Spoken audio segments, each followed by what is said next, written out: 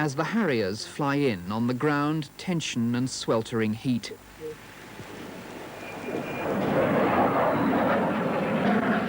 Forward air controllers are guiding the aircraft to practice targets on the stretch of southern wasteland they call the Seven Hills. Overhead are vulture wheels and weights. To the north, a Harrier lands at the main airport outside Belize City. 1,200 British troops and airmen are stationed here at Airport Camp. The British garrison here, for what's loosely termed an appropriate period, maintains a high profile, with regular sorties of Harriers and Puma helicopters. The Harrier, that proved its combat capabilities so spectacularly in the Falklands War, is the garrison's ultimate deterrent to any Guatemalan threat. The Harriers taxi down Aria Avenue to camouflaged hides where the thermometer reads 116 degrees. The skills practiced at RAF Wittering are here dedicated to keeping 4 Harriers operational, refueling and turning them round with brisk efficiency. 23-year-old Steve Phillips is normally based with No. 1 Fighter Squadron at Wittering. As a Harrier pilot, he's seen service in the South Atlantic with that other British garrison on the Falklands. But he enjoys the special challenges of fast, low-level flying here in Belize. Well, I'm getting airborne to go and look around the keys around here, the islands and the barrier reef, to try and find any ships that are around. Primarily because there's a possibility of smuggling going on in the area. And if we find any boats, although we can't do a lot about it because Belize is now independent, we can take a picture and report it to the authorities. How low level then are you flying? We fly at 250 feet. Urgent work for Al Hewick of Peterborough. Al, what exactly are you doing at the moment? Well, we're actually looking into the inside of the engine here to see if there's any damage, because the airplane just had a bird strike. What exactly is a bird strike? Well, the bird literally flies right into the engine? Well, not just the engine, but when it's the aircraft in any place, we have to interscope the engine to see if there was more than one bird, and one actually did go down the engine. Can a bird do incredible damage to an engine? It can actually write the engine off, depending on the size of the bird. All the people here seem to do everything very quickly, very efficiently. How much training goes into all that? An awful lot of training. It looks quite easy, but it really is a lot of hard work to get them to this standard. You're from Cromer, aren't you, in Norfolk? Yes, just outside Cromer. You've been here for, what, 3 months? 3 months. How have you enjoyed it so far? Terms are rather relative. As far as the job goes, yes, I enjoy it. It's pretty hard work. We work long hours, but I think I'd rather be at home. What did your wife say when you said, "Oh dear, I'm off to Belize for 6 months"? I don't think I better say that. Steve Phillips's jet roars down the runway and off in search of smugglers across the sea.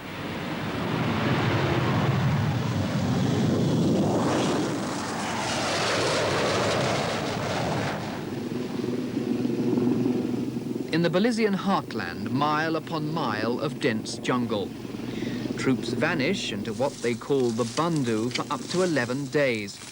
The patrols living alongside deadly snakes and crocodiles that wallow in the swampland. For the army, Belize is a wonderful training ground, a country that tests its men to and sometimes beyond their limits. A British Army Land Rover crosses the ferry on the long haul up to one of the border observation posts. Some of our troops frankly wonder what on earth they're doing here, 5,000 miles from home. One of their stated tasks is to win over the hearts and minds of the people of the border areas, a shifting population who move to and fro across an ill-defined border that in places cuts villages in half. There's a marked difference between the attitudes here and those you'll find in the city.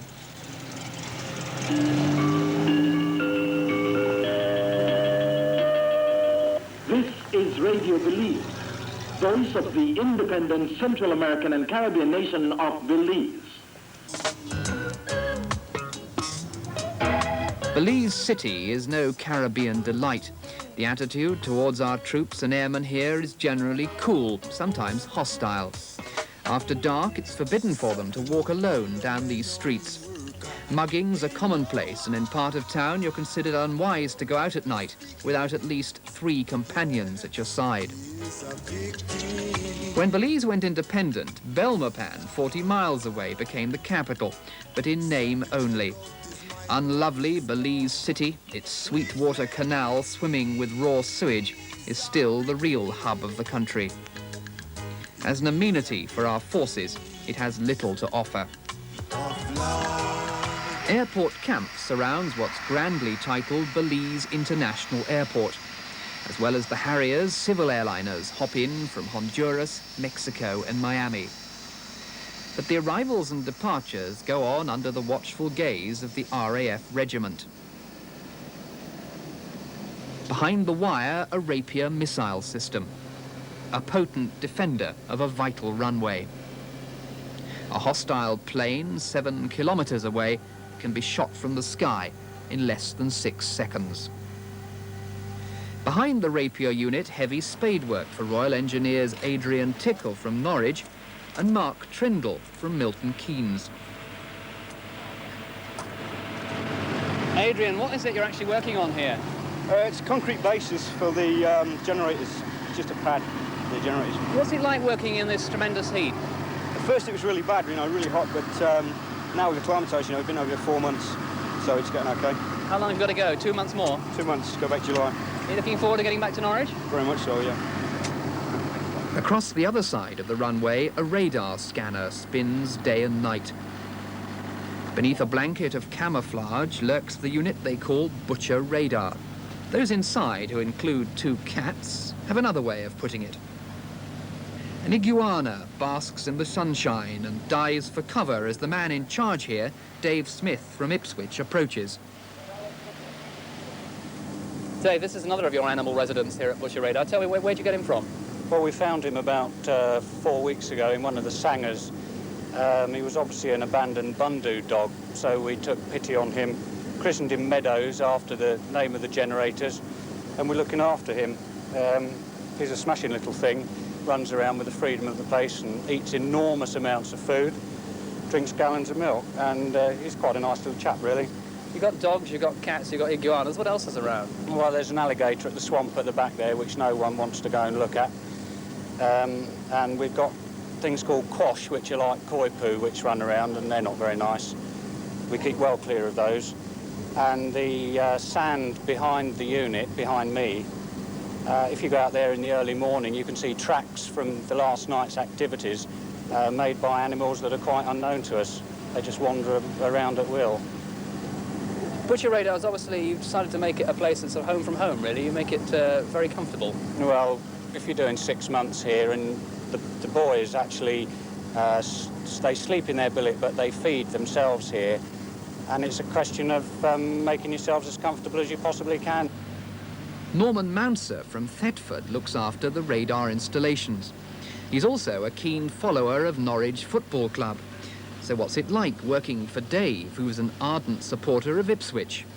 Well, it's great. We've had the upper hand this year. We've had a couple of Sunday dinners out of Dave, and I've had $10 out of him, and it's been quite good.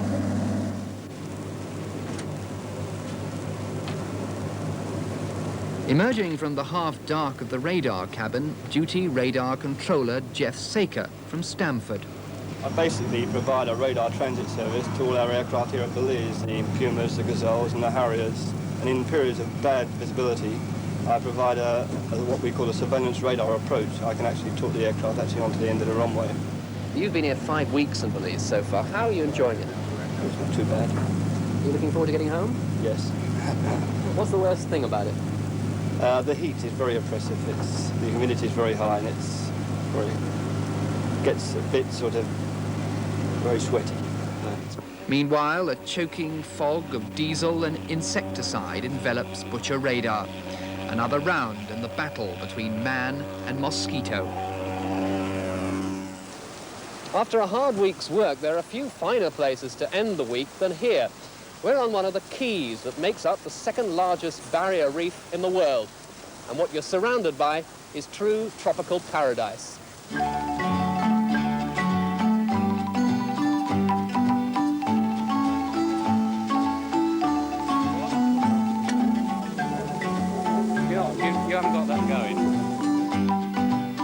national anthem describes Belize as land of the gods by the Carib Sea. Here it sounds almost convincing. Dave Smith taking a Sunday escape from the routine of butcher radar. Harrier pilot Steve Phillips soaks up the sun, and others shelter beneath the palm trees.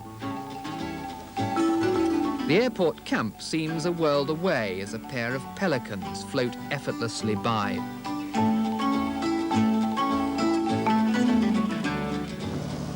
"7 a.m. at airport camp. Al Hewick is on his way home to Peterborough. Mind you, he's not exactly travelling in style. A tiring 36-hour flight in a Hercules lies ahead. The go anywhere, do anything Herc may be the world's #1 military transporter, but passenger comfort is certainly not one of its virtues. Inside its giant hold, Al and his fellow passengers will be deafened by engine noise, jolted on makeshift seats, and be sharing one chemical toilet. But as the mighty Herc begins to roll, they do at least know that they'll be home before the VC-10 that flies out later in the week.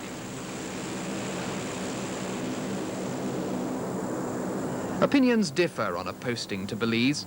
Some love it and ask to come back. Others endure it and count the days.